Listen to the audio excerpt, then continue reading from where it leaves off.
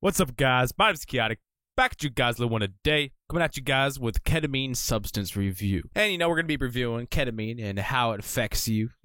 What it does compared to other dissociatives like 2-FDCK. I noticed 2-FDCK is probably most similar to ketamine that there's gonna be.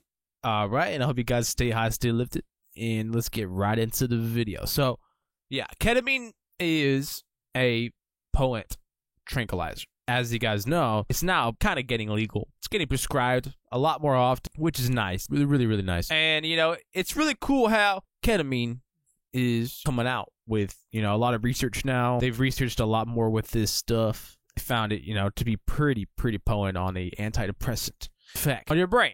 Now, ketamine, man, this shit was crazy. I had gotten 2.5 grams of ketamine my first time I ever tried it. And this is some good ketamine. This is from the Netherlands, man. It was real potent. It was really good shit. I just remember it didn't even require much going up your nose to be feeling this stuff. Basically, it got real crazy, real quick, real wonky, real robotic feeling. Yeah, ketamine is just one of those drugs where you can go from, one dose where you're fine, you're functioning, and the next dose, you're freaking catatonic and fucking you can't move. So you gotta be real careful, Yeah, it just requires that much more safety precaution. Obviously, don't be doing like rails like cocaine. All right, leave that for like the tolerant. You don't want to be doing big old lines when you're not tolerant. Obviously, so please stay with that harm reduction in mind. Yeah, ketamine. Other than that, it's a pretty hard drug to overdose and die on, though. You can definitely overdose and go into a whole nother world, but as well as that, it's not really going to kill you. It has no effect on your actual trachea, oxygen system. It has no effect on your lungs. It has no effect on anything. Really, it just requires so much ketamine. You have to snort an ungodly amount. Anyways, yeah, just don't worry about dying. But, you might feel like you're dying. There's ketamine-induced ego death. Yeah, it's just fucking crazy. I just remember one time when I took that shit, man, I just felt like I just was seeing claymation kind of stuff. It felt like similar to DXM, but visuals were so much more unique and just stupefying. I don't know. You just kind of feel like you're underwater a little bit, and everything's all wishy-washy. Things just get so distorted, and it's weird. It feels kind of like you're in an alien world on a good enough dose, and you're like, everything around you is just kind of just that much fucking weird. It's just a hard feeling to describe unless you know what it's like to get close to a K-hole or, pretty much K-hole on ketamine or, something of that sort. Anyways, ketamine's a pretty strong dissociative. It's pretty much up there with DXM. DXM, I don't know which one's stronger per se, but I would say ketamine would be stronger because you're snorting it, But DXM is almost stronger because you're orally taking it and it lasts up to 8 hours or more with after effects. And ketamine doesn't last that long, not even nowhere close to over an hour, really. Ketamine doesn't last that long. But yeah, that stuff DXM does. So both are really in their own league, but as far as tranquilizers go, ketamine is the better tranquilizer. Now, this stuff, it's meant to be a short-acting drug, simple fact. But the thing that comes with short-acting drugs, they make you want to redose, and they make you want to do it a lot more. So please keep that in mind when you're, doing a little too much of this stuff. You want to keep it to the bare minimum. Just don't be doing it too much, Have some moderation and self-control, and you'll be on your merry way to having some good fun. You won't be too sick. If you do too much, you'll just get too sick. It's kind of like, it just doesn't really feel that good, If you go from, a medium dose to a high dose, it might not be as bad. But if you go from a no dose to a high dose, it's probably going to be bad. So you see what I'm doing there? Basically, you got to work your way up.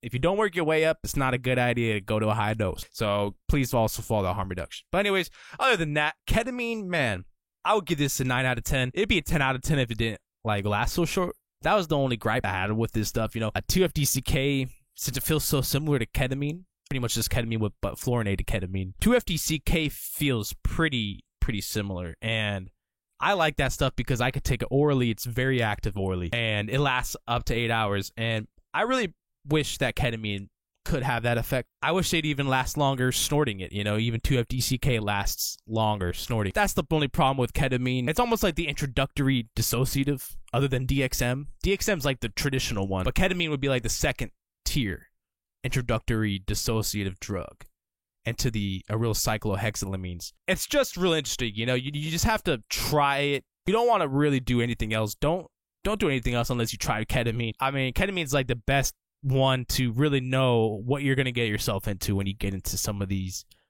you know, other PCP analogs, right? Just, they're very potent, all right?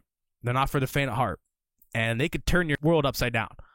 I've seen it. I've seen it with my own eyes. It could turn your world upside down, you know, it can make things look so much weirder, and if you have, like, obligations, you have people, you don't want to be doing that. But other than that, it's safe to do by yourself, I would say. You don't really need a trip sitter as much, but if you're taking high dose, you do. You really, really do.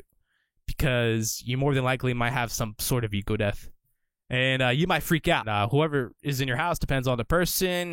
They might not know what's going on. Call the cops. I mean, call the ambulance, right? But obviously cops will show up too. Not a good sign. Not a good thing to have going on. Ketamine? Oh, man. I just remember one time I was at a rave with this ketamine. And damn, yeah, it's the perfect rave drug. I did a few lines at the rave, and then I fucking lost this ketamine, right, at this rave. And it was just some bullshit. It was just stupid. It was Escape Halloween rave at Insomniac Festival. That place was just so packed with shit. There's no way you're going to find that bag on the floor. I probably dropped it in somewhere. I don't know where I was. I remember trying to do that shit in a fucking urinal, dude. That shit was shitty as hell. But I got a few lines down my nostrils, and I was having a good time. But other than that, you know, I noticed it's like the perfect rave drug, but it doesn't last long. And it's a problem when you're at a rave and you have to go to the bathroom, like, often. That's not a good sign, and you might look sketchy to some people. So yeah, this is where a longer acting dissociative would come in and save the day. You just take your dose anywhere. You don't even have to snort it. Just swallow that shit. Put it in a fucking cup or something, right? If it was 2-FDCK, this shit you could just swallow. And it doesn't have much of a taste, which is interesting. But ketamine, yeah, when you want ketamine to last long, it just doesn't do that. So it is what it is. You know, you just got to move on. Find better dissociative drugs. But other than that, ketamine, you know, it's a good therapeutic drug. Very good medicinally.